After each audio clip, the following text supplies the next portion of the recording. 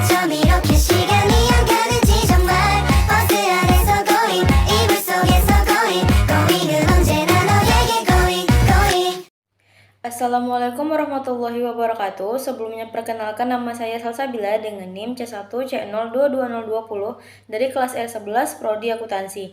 Di sini saya akan mempresentasikan tugas metodologi penelitian mengenai latar belakang dan permasalahan penelitian dengan dosen pengampu Bapak Dr. Wirmi Eka Putra SEMSI CIQNR CSRS. Masuk kepada pembahasan pertama, yaitu mengenai latar belakang penelitian. Sebelumnya saya akan menjelaskan dulu mengenai apa itu latar belakang penelitian. Melansir Mittegraph, latar belakang penelitian adalah bagian yang menguraikan bagaimana penelitian dimulai, minat peneliti terhadap objek tersebut, dan perkembangan rumusan pertanyaan dalam sebuah penelitian. Seseorang peneliti harus memberikan gambaran umum tentang penelitian yang dilakukan serta diskusi tentang hal-hal yang memotivasi dalam menentukan masalah penelitian.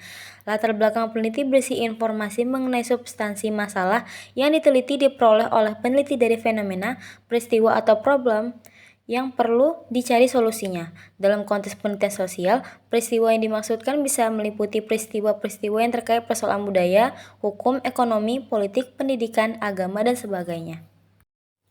Untuk tujuan utama dari pembuatan latar belakang dalam penelitian ialah mengantarkan pembaca agar memahami dan tertarik dengan tema yang ditulis. Karena itu, selain memakai bahasa ilmiah yang baku, latar belakang juga menyediakan informasi penting mengenai tali temalinya dengan studi-studi sebelumnya yang terkait atau state of the arts. Agar latar belakang dapat menarik minat pembaca, padat, ringkas, dan berkualitas, dikutip dari Sarifuddin Website Institute, ada beberapa aspek yang perlu diperhatikan sebagai berikut. Yang pertama yaitu aspek normatif, yaitu kondisi yang seharusnya atau ingin dicapai secara ideal. Yang kedua ada aspek empirik, yaitu kondisi yang sebenarnya terjadi di lapangan dan menjadi pertanyaan karena berbeda dengan kondisi ideal. Pada aspek empirik akan tergambar gap atau ketimpangan antara normatif dan empirik, sehingga permasalahan yang akan diangkat tertera di bagian ini. Yang terakhir ada aspek teoretik, yakni bagian yang mengungkapkan metode yang akan digunakan untuk menyelesaikan persoalan yang disebut gap penelitian. Agar penulisan latar belakang tersajikan secara efektif, Sarifuddin menawarkan sistem piramida terbalik sebagai berikut. Yang pertama, pada bagian awal latar belakang, peneliti menyajikan gambaran umum tentang masalah yang akan diteliti, mulai dari hal yang bersifat global terus menyempit, hingga mengerucut ke objek dan ruang lingkup yang akan diteliti. Misalnya, mahasiswa yang akan meneliti mengenai manajemen sumber daya manusia atau SDM di sebuah lembaga pendidikan memulai penulisan latar belakang dengan menyajikan konsep umum mengenai manajemen sumber daya manusia atau SDM. Yang kedua, pada bagian tengah tulisan diungkap mengenai fakta, fenomena, dan empirik dari studi-studi sebelumnya dan pendapat para ahli. Pada bagian ini, hal-hal terkait asumsi atau pendapat subjektif pribadi sebaiknya dihindari.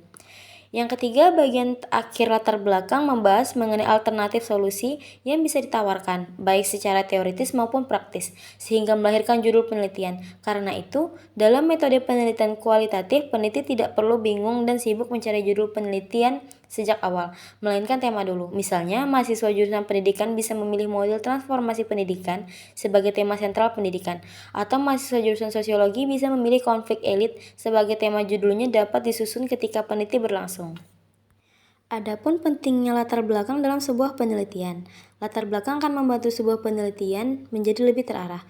Melansir situs The University of the Arizona, latar belakang penelitian bermanfaat untuk yang pertama mempersempit topik dan fokus pertanyaan dalam penelitian. Yang kedua, menemukan sejarah, tren, kesenjangan topik, serta apakah topik tersebut mendukung atau justru kontradiktif dengan penelitian yang sudah ada. Yang ketiga, membantu memahami konteks topik yang akan dibahas atau apa, siapa, kapan, di mana, mengapa, dan bagaimana. Yang keempat, membantu menemukan kata kunci yang bisa digunakan untuk melakukan penelitian lebih luas. Dan yang terakhir, menemukan sumber tambahan tentang topik yang akan dibahasnya. Untuk isi dari latar belakang penelitian itu sendiri, yang pertama adalah gambaran umum, yaitu memberikan gambaran umum tentang topik yang akan dibahas dan alasan topik tersebut penting untuk dibahas. Yang kedua, penelitian terkini, yaitu mengungkapkan keadaan penelitian terkini mengenai topik tersebut atau topik terkait di lapangan. Yang ketiga, kesenjangan dalam pengetahuan, yaitu menjelaskan kontroversi tentang pengetahuan terkini atau studi spesifik di masa lalu mendasari metodologi penelitian. Yang keempat, klaim atau asumsi, yaitu mencantumkan segala klaim atau asumsi yang dibuat oleh peneliti, institusi, atau pihak terkait yang mungkin perlu diklarifikasi. Yang kelima, ada metodologi, menjelaskan metode dan teknik yang digunakan dalam penelitian. Yang terakhir, ada tujuan penelitian, menjelaskan tujuan penelitian secara jelas apa yang akan dicapai melalui penelitian ini. Untuk cara membuat latar belakang penelitian, yang pertama dengan mengidentifikasi masalah. Masalah penelitian harus jelas, spesifik, dan relevan dengan bidang kajian, jelas dalam bahasa yang sederhana dan mudah dimengerti. Lalu menyusun pernyataan tujuan yang berdampak. Tujuan tersebut juga harus relevan dengan masalah penelitian serta selaras dengan tujuan penelitian secara keseluruhan. Selanjutnya, tinjauan literatur. Berikan ringkasan literatur yang relevan di lapangan dan penelitian terkait yang telah dilakukan seputar topik tersebut. Yang keempat, klarifikasi asumsi dan kontroversi. Misalnya, jika topik penelitian melibatkan suatu isu yang sedang hangat dibicarakan, sebaiknya hal tersebut juga dibahas dalam latar belakang penelitian. Yang kelima, menyajikan relevansi penelitian. Peneliti menjelaskan alasan penelitian tersebut penting dan kontribusi apa yang akan diberikan terhadap pengetahuan yang ada mengenai subjek tersebut. Yang terakhir, periksa kembali isi latar belakang. Untuk periksa laporan untuk mengoreksi isi maupun kesalahan tata bahasa. Masuk kepada pembahasan kedua, yaitu mengenai rumusan masalah penelitian. Saya akan menjelaskan dulu mengenai apa itu rumusan masalah dalam penelitian.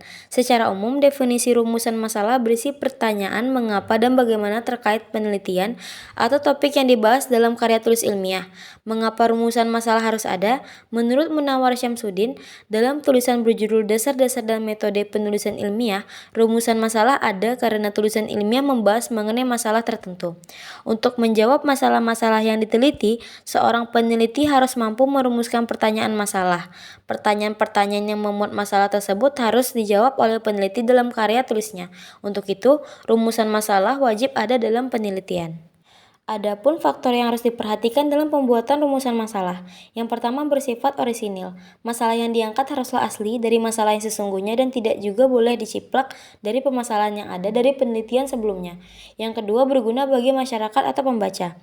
Masalah yang diangkat dan akan dicari dampak, solusi, ataupun yang lainnya adalah harus bisa membantu masyarakat dalam mengurangi atau bahkan bisa menghilangkan masalah tersebut dari masyarakat.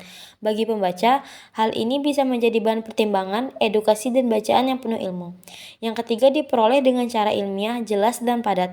Rumusan masalah tidak boleh hanya asumsi-asumsi, tetapi masalah tersebut memang harus berdasarkan fakta lapangan dan juga ada data yang nyata dan asli bisa diakses banyak orang untuk cek kevalidan data dan masalah.